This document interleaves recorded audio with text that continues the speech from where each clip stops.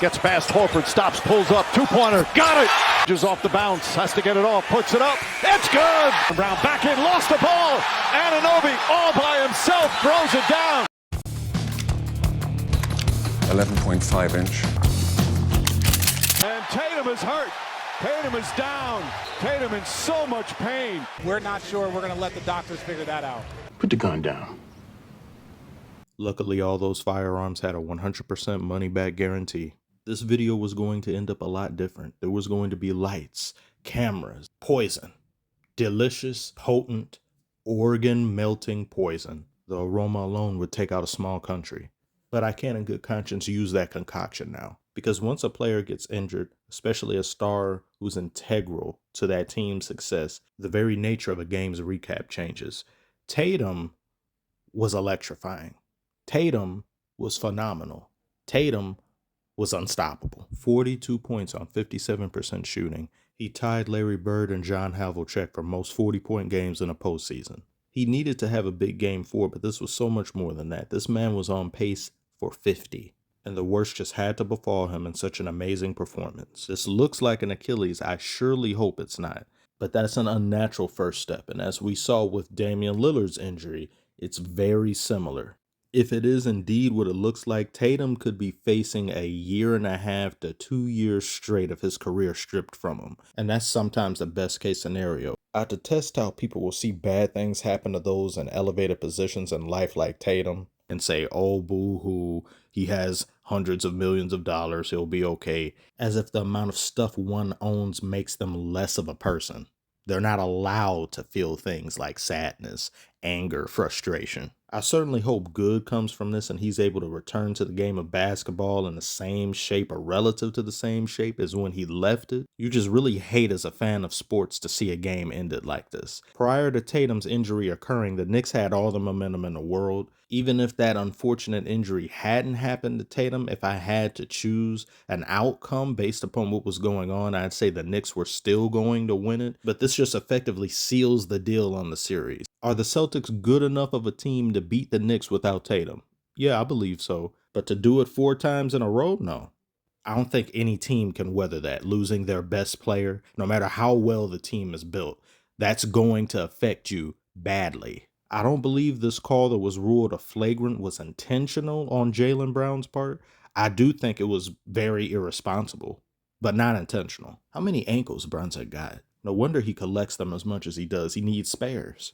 Look at whistles with attitude. They got FBI agents around them as they look at the replay center. Jalen Brown, why are you playing basketball with mittens on? That potato hot, ain't it? Yes, I saw Bridges disrupted his handle of the ball, but it just looks like he gave that baby up for adoption.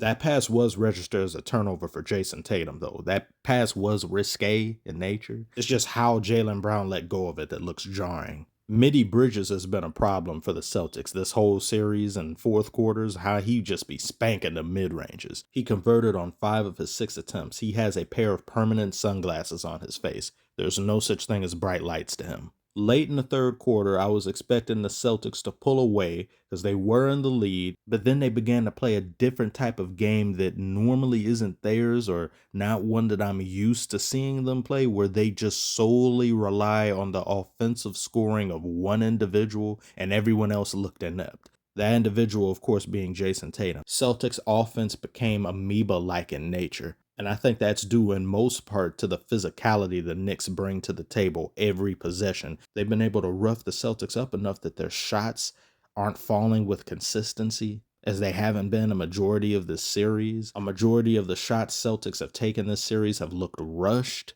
and they haven't displayed the same level of hustle the Knicks have displayed when the ball is in the air. I see the Celtics kind of just resting on their laurels, waiting for the ball to hit the rim first. Meanwhile, I'm seeing Brunson, Josh Hart, and Bridges already accelerating to the paint even after they shoot it, inevitably increasing the chances of an offensive rebound. Mitchell Robinson has also presented a problem for the Celtics because they just don't have anybody to deal with him. Porzingis will get ragdolled more often than not if he goes up against Mitchell Robinson. The most I've seen the Celtics be able to employ in any sort of adjustment or strategy to contend with Mitchell Robinson is foul him because he turns into an airbender at the free throw line. I just don't understand. Being a professional NBA player and shooting free throws is rocket science, apparently. Like, 34%. That's not even a coin flip value. You flip a coin and a coin just stands upright. I know y'all commenting and doing all the stupid stuff thinking that I really care. I really don't. You should. You really should. Y'all know what I care about. This motherfucker playing basketball and my daughter. But free throws are part of the game of basketball, which is one of the three things you say you care about. So I don't understand. Playing basketball? That didn't go in either. He made a couple of the series, or at least one, I'm not sure. And he did it with the help of Spike Lee and Ben Stiller, so congratulations, I guess. Celtics just don't have a spine to support them against this Knicks team. What's happened this series has made a lot of what people were saying last season's playoffs more credible. When the going gets tough and you're up against healthy competition, you folded pretty badly. And most of which has to do with you selling your soul to the three-point devil, Beelzebub. What's he look like again? Beelzebub? I need a refresher. Hell no. He looks like his name. Get him off my screen. In conclusion, this was a very fun game up until the end. This was a great series up until this game's ending. But the Knicks are simply the tougher team. And not only that, they are a team better equipped in dealing with adversity. Brunson Burner and Big Purr ain't playing no games. They're going the distance. Could have been us. Really could have been us. I'm not going to throw there. I'm not going to. Let's go to the next game. Points of the second quarter. DiVincenzo lost the ball.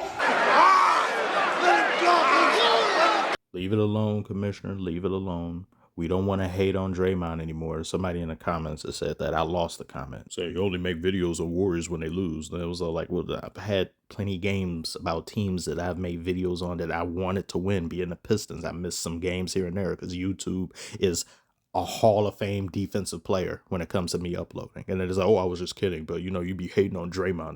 What are you talking about? Mule sympathizers don't deserve anything except hoof prints in their chest. Speaking of chest, Warriors don't have one.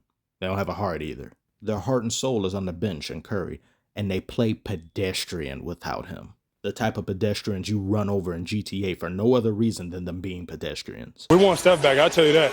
It's hard playing without that man. Jimmy, why in a game facing a 3-1 deficit do you only put up 9 shots? In a whole 34 minutes, this is all I can expect from you? Why don't you show me a little bit of spine? You showed while you were in Miami. Why does Darth Hooves have more shot attempts than you? Why did the bench play better than the starters? This happened in the Rockets series too. The bench came out there and cleaned up. They cut the deficit down. They almost made it a game again. The third quarter for the Warriors in this game, however, was atrocious. Couldn't get a shot, couldn't get a stop, 17-0 run. Please get a mop. At one point, Anthony Edwards was outscoring the entire Warriors team 16-8.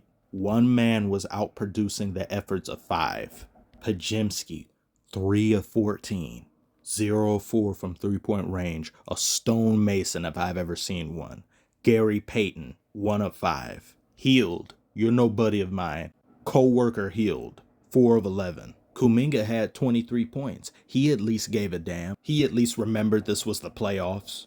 No excuse to play like this. The whole roster, we need somebody to step up. We need someone to build off of. And no one showed up for the most part. Even if Curry comes back the next game, you've created for yourselves a hole that you must now crawl out of. And that fool getting suspended last game, he had more fouls than points, yet more of a reason why you guys are in this position. Timberwolves aren't even killing you the easiest way they can do so by just playing through Rudy Gobert like they did the Lakers. I do ultimately feel bad because this series was supposed to be a lot better than it's turning out to be, obviously with the absence of Curry, but as a team, you gave less than no effort. What's the point of having home court if you're going to perform this badly in it just so it can get fumigated? I honestly don't know why people come into these games and they aren't locked in. At least try to make up for your offensive woes defensively, but I guess that's asking too much too. This Warriors team is like the early Z Fighters. Everybody's just waiting on Goku. Y'all can't do shit. People are dying by Cybermen. People over here getting their arms punched off. Like, how the hell you get your arm punched off? Like, clean cut with a fist. Don't go try to pick it up and reattach it. You don't need it no more. Anthony Edwards may very well add another legendary body to his list. Pause? He's the legend killer. He's the Randy Orton of the NBA. He's taken Durant out. He's taken LeBron out, and now he's going to take Curry out. Unless Curry can come back and put on a virtuoso to bail this team out. Is he capable of that? Yes. Is it likely? I don't know. That's asking a lot. Warriors do perform very well with their backs against the wall, but if you simply took care of business, you wouldn't have these issues. You wouldn't have these problems. If you would have defeated the Rockets when you should have, when you went up 3-1, you wouldn't have had a 7-game series, thereby causing Curry to get injured in the first game of this one. If you disagree about this, let me know in the comments. Thank you all so very much for watching. Tell me what you thought about these 2 games, and who do you have making it to the finals and ultimately winning the championship this year. Like and subscribe if you are new, and I will see you on the next one.